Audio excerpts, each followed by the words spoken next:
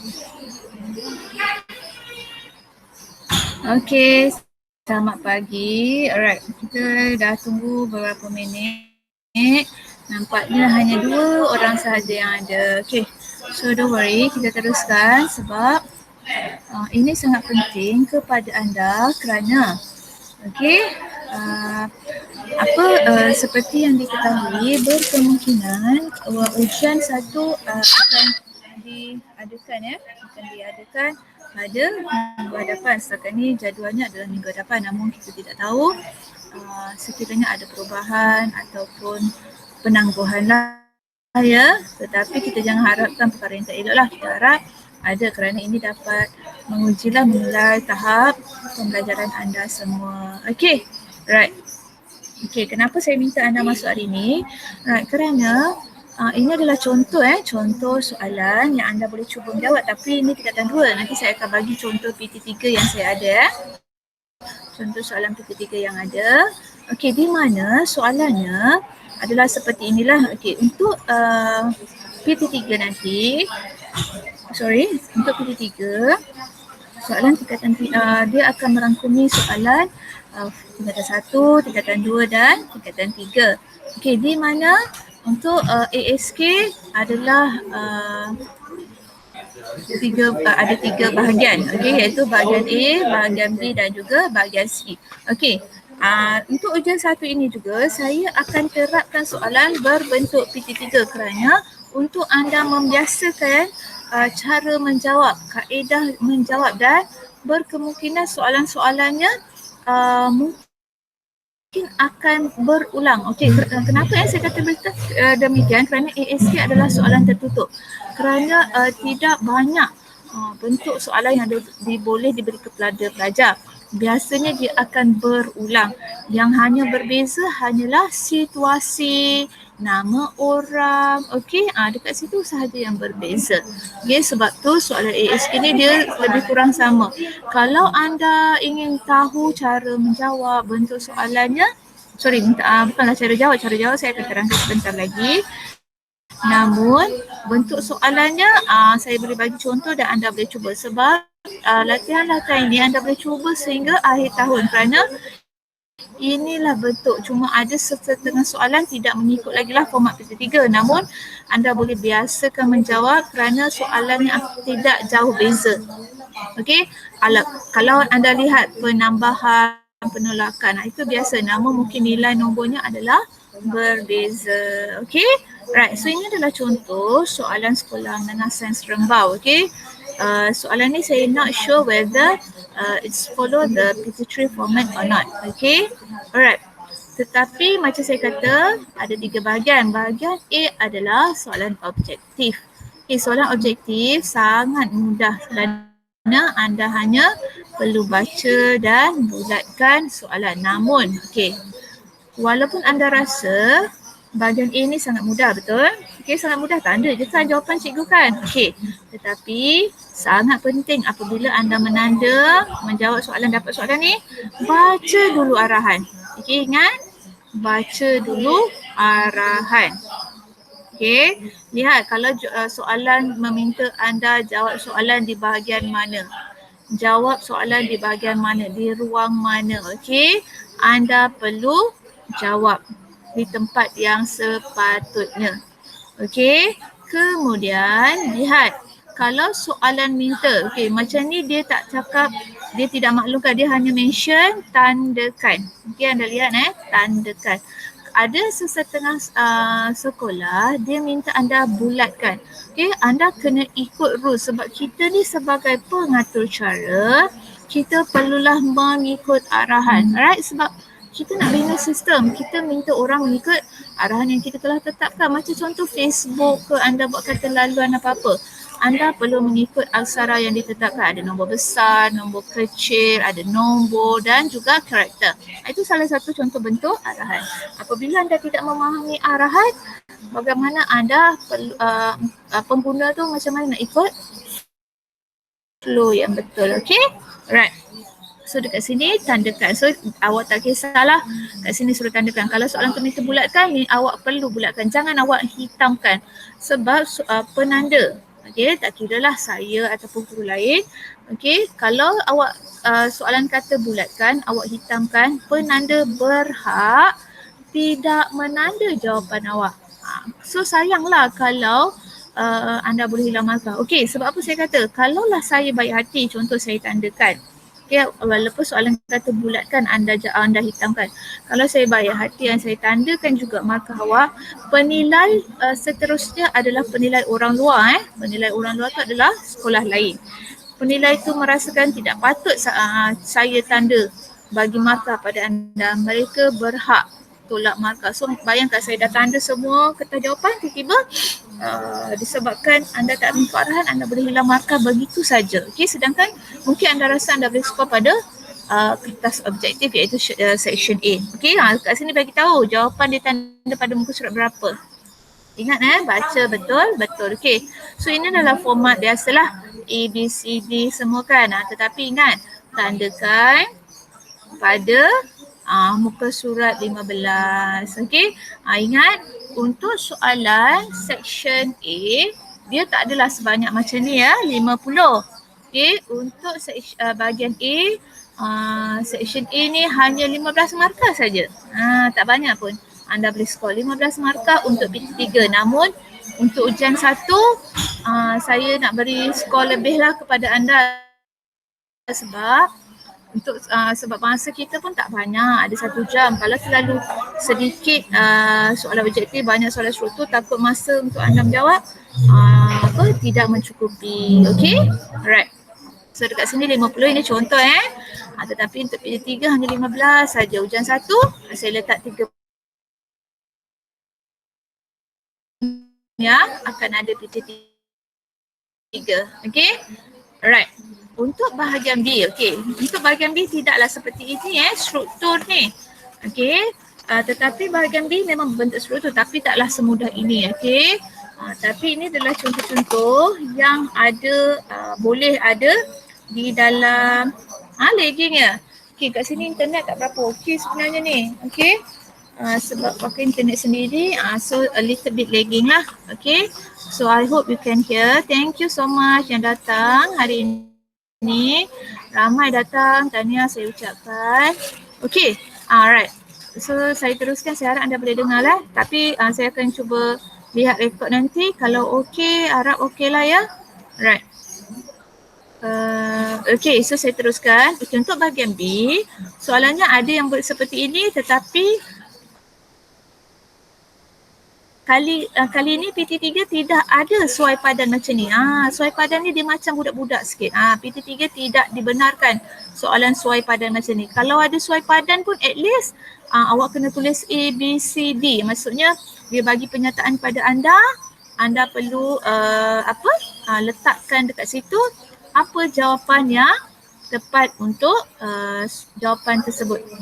Maksudnya dia bagi A apa? A ralat sintaks, B ralat logik, C maksudarian. Okey, padankan pernyataan di bawah dengan maklumat yang diberi dengan menulis A, B, C macam tu. Okey, itu adalah contoh yang akan adalah yang boleh diberi kepada anda yang mengikut PT3 punya format. Okey. So kena hati-hatilah kalau soalan suruh tulis A, B, C, D huruf besar, kau tulis huruf A, hilang markah. Sebab atas tu dia dah bagi tahu contoh macam ni kan. Okey, padanan suai macam ni, A, B, C, D. Atas tu jawapannya huruf A, huruf besar. Awak tulis A, huruf kecil. Salah. Awak kena faham untuk bahagian B, mengikut format PT3, cara penandaannya sangat strict. Dia sangat ketat. Okey. So anda tidak boleh suka-suka nak jawab lah. So anda kena follow mengikut rules cara yang betul. Okey, sekejap saya cuba cari soalan yang boleh anda lebih nampak bagaimana bentuk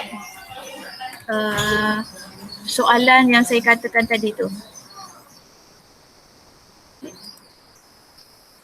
Apa hal? Sekejap ya.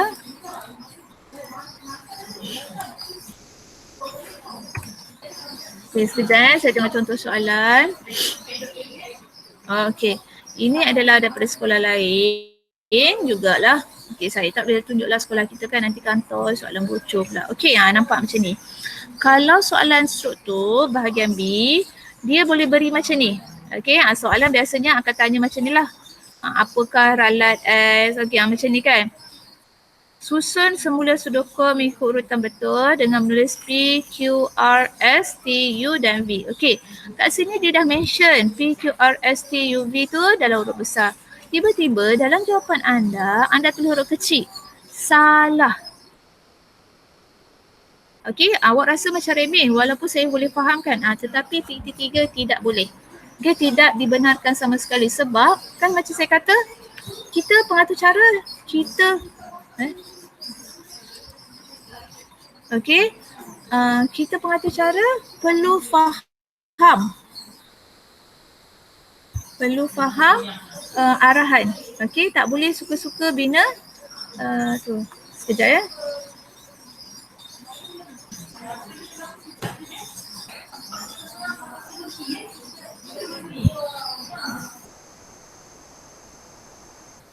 Okey, nampak itu caranya lah. Okey, namun untuk PT3, okey, lihat kalau soalan kat sini, jadual menunjukkan jenis ralat X. Namakan jenis ralat X kan. Contoh soalan diberi pada anda. Anda jawab ralat sinteks. Okey. Okey, ingat. Untuk bahagian B, jawapan janganlah melirik ya sayang. Okey, anak-anak semua ni, jawapan jangan melirik. Kalau apa yang anda rasa betul, tulis dia terus. Ralat sinteks. Kalau anda nak tulis bahasa Inggeris, dibenarkan jika jawapan terselih. Sebab jawapan tersebut ada dalam buku teks. Kalau jawapan tersebut tak ada dalam buku teks, tiba-tiba you tulis dalam bahasa Inggeris, salah. Okey, salah ya. So jangan buat kesalahan yang mudah sebab bahagian B ni memang strict cara penandaan dia. Kemudian jawapan, ada keberkemungkinan nama jenis ralat X adalah, tak perlu nak buat macam BM, kau jawab dia terus. Kalau awak jawab dalam BM, berkemungkinan salah, maksudnya kita tengok jawapan yang pertama sahaja. Kalau kat depan tu jenis ralat X adalah, saya tengok ralat X tu je. Okey, saya ulang namakan jenis ralat X itu. Nama ralat X adalah, saya tengok ralat X tu je. Adalah, selepas itu saya dah tak tengok. Itu nampak. Bahagian B memang strict. Okey. So kena hati-hatilah untuk menjawab bahagian B ya. Okey. Nampak anda rasa ejaan anda dah betul. Tetapi jika ejaan tersebut membawa maksud lain. Okey. Right, contoh awak belajar yang proses penyulitan yang sulit tu kan. Okey. Penyulitan kita panggil encryption. Okey. Dan yang sulit kita panggil decryption. Okey, tiba-tiba anda tulis decryption tu, kita nak kata apa, tiba-tiba awak blank lah dalam masa jawab exam tu kan. Okey, soalan tanya proses apakah nama proses ini, anda tulis decryption. Tapi anda eja decryption. Okey, ingat ejaan ataupun satu perkataan anda tulis, anda jawab membawa maksud lain, tapi membawa maksud lain salah. Okey, contoh anda tulis syntax, mungkin anda syntax kan,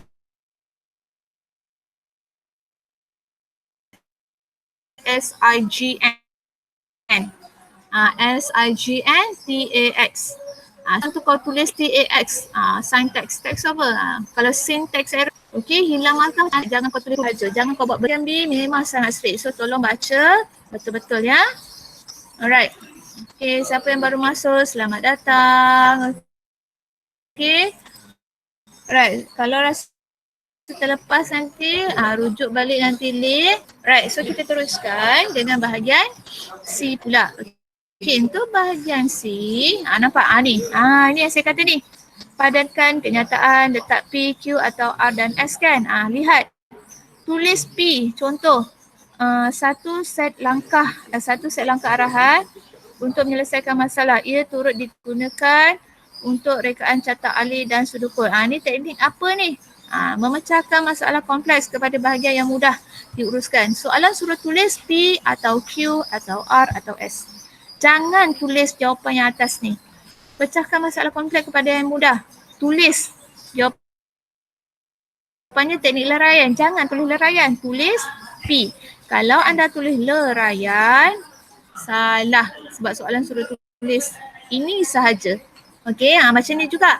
Jawapan soalan suruh tulis benar atau palsu. So awak tulis benar atau palsu saja. Kau jangan pula tiba-tiba kau buat right dengan pangkah.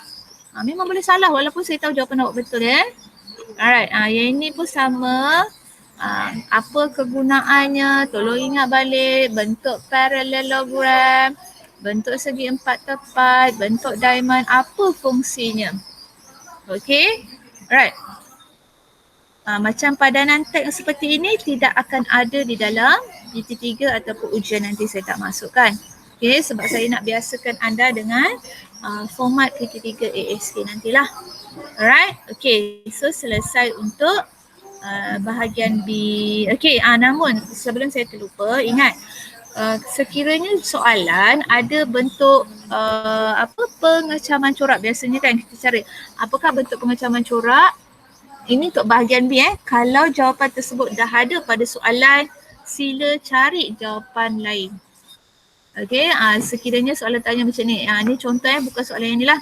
Apakah persamaan di antara bentuk audio digital wave, MP3, MIDI selain selain ia adalah audio. Nampak audio.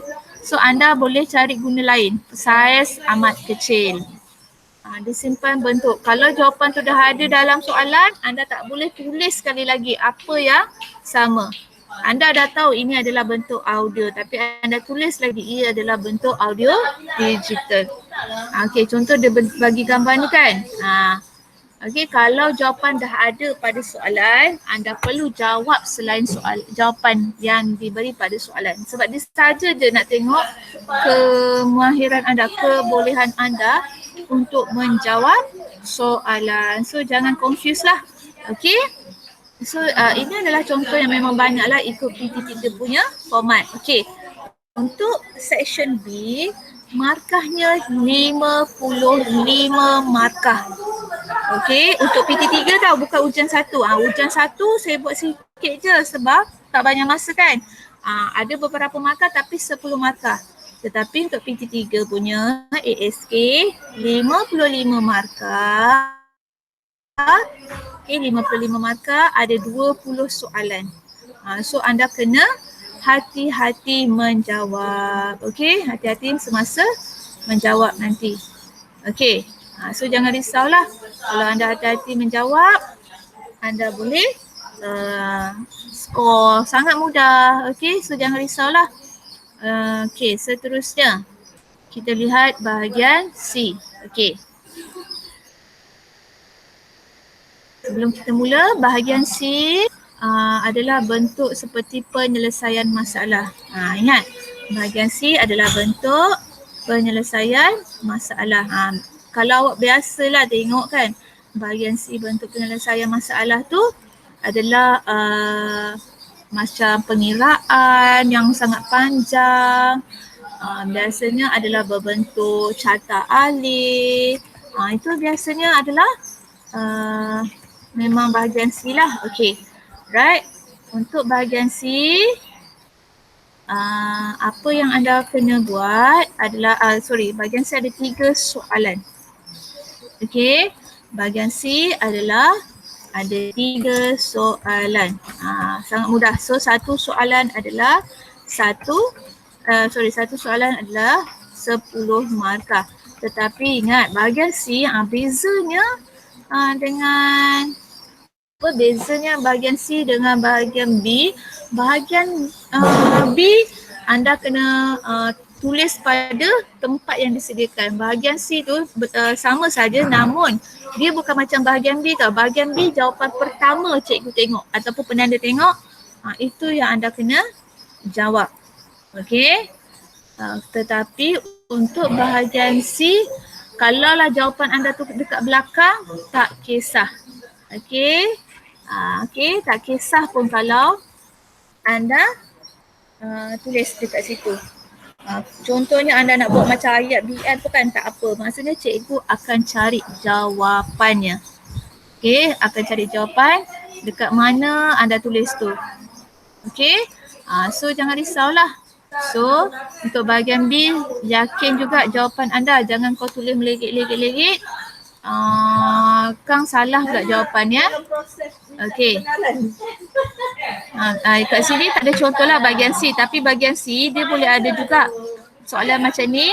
Tetapi nampak bina sudokot, bina carta alih. Nampak ni carta alih, tunjukkan pengiraan, tuliskan kod arahan. Nampak? Dekat situ biasanya memang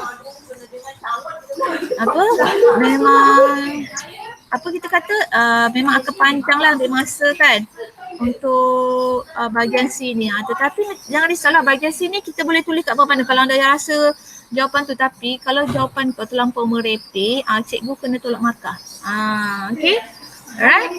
Itu yang kena hati-hati. Walaupun cikgu cari jawapan, kalau jawapan nak markah awak tu dah lengkap, kau jangan terlampau merepek sangat. Kat belakang tu boleh tolak markah.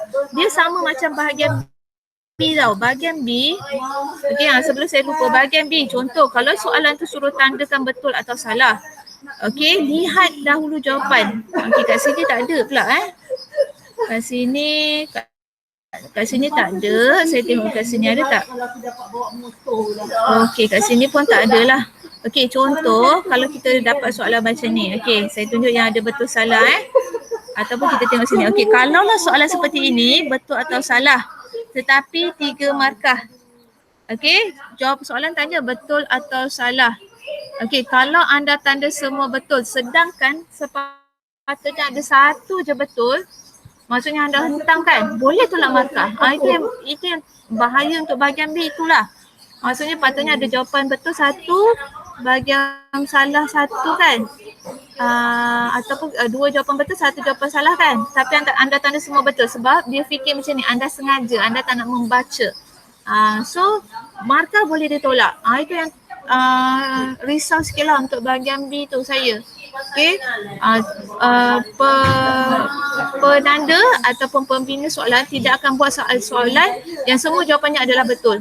Okay, ataupun anda lihat kalau dia kata pada pernyataan di bawah yang manakah pernyataan yang betul, tandakan betul kan. Okay, dia suruh pilih pernyataan yang betul bagi sesuatu perkara. Okay, dia dah maklum pada awak. Kalau kat sini 3 markah, dia ada bagi 4 pernyataan, make sure tanda 3 je, jangan kau tanda semua. Memang boleh hilang markah 1. Sebab dia kata sengaja awak hentam. Bila awak sengaja hentam, awak boleh dapat kosong. So, lihat markah dahulu. Okey, lihat markah sebelum anda menjawab soalan. Okey, so kena hati-hatilah untuk you punya cara menjawab tu. Okey, so itu sahaja untuk hari ini. Tetapi ingat untuk PT3 saya hanya masukkan bab 1, bab 2, form 3 saja. Sepatutnya memang masuk form yang form 1, form 2, form 3 tu saya akan masukkan semasa pertengahan tahun nanti. So form ujian 1 ni saya hanya masukkan bab 1, bab 2 dan juga apa saya kata tetapi semua topik lah. Maksudnya fasa-fasa pembangunan atur cara, ingat balik teknik-teknik yang kita belajar. Sebab teknik tu terlibat juga dalam fasa itu. Kemudian ingat balik kriptografi, perwakilan data semua tu. Lihat, hafal bentuk-bentuk Pigpen cipher, jenis kaedah-kaedah cipher yang telah dipelajari. Okey, so itu saja untuk hari ini. Sebelum anda beredar, sila pastikan anda menulis mengisi kehadiran yang telah diberi pada Google Form di tepi ini untuk sebagai markah SSDM anda. Okey, so sekiranya anda isi, selesai saja kelas kita hari ini, namun minta buat jawab soalan tugasan yang diberikan supaya sebagai latihan kepada anda. Saya akan bagi di dalam Google Classroom nanti. Okey, so itu saja untuk hari ini. Terima kasih. Bye-bye.